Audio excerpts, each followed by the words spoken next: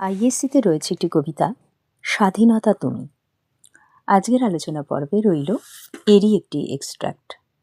খুকির অমন তুলতুলে গালে রৌদ্রের খেলা, স্বাধীনতা তুমি, বাগানের ঘর, কোকিলের গান, যেমন ইচ্ছে লেখার আমার কবিতার খাতা। উদ্ধৃতাংশে কবি কবিতা লেখার ইচ্ছেটা কেমন ছিল?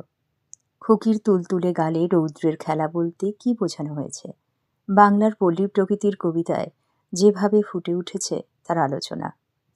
কোকিলের গান কোন সময় কোন ঋতুতে শুনতে পাওয়া যায়, ওই ঋতুর কেমন বৈশিষ্ট্য রয়েছে আলোচনা করো।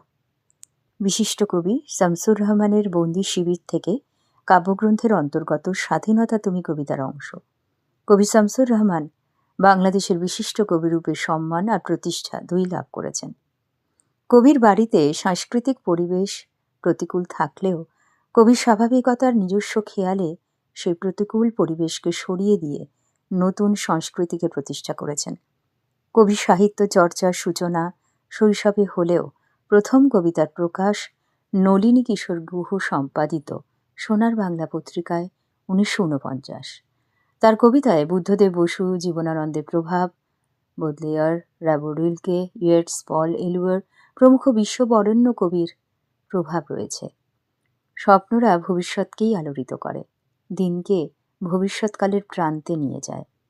উত্তরকালের যাত্রী সন্ততিদের মাঝে স্বাধীনতার স্বপ্নরা নতুন নতুন রূপে ধরা দেয়, তাদের নিয়ে স্বপ্ন দেখে, দেখায়। সে জেগে থাকে খোকার গায়ের রঙিন কুর্তায়, আর খুকির নরম তুলতুলে গালে রঙিন স্বপ্ন এঁকে দিয়ে যায়।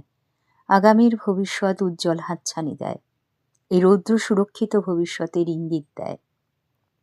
শামসুর রহমান পল্লী বাংলার মানুষ।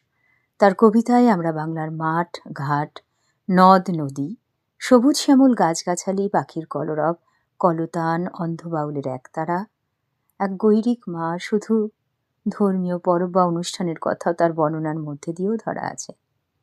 কবিতায় আমরা দেখি সেই ফসলের মাঠ, কৃষকের মেঠো হাসি, রোদেলা দুপুরের মধ্যে পুকুরে গ্রাম্য মেয়ের অবাধ সাঁতার, বটের ছায়া, মাঠে ময়দান, জায়নামাজের বর্ণনা, একাধিক বিবরণ রয়েছে।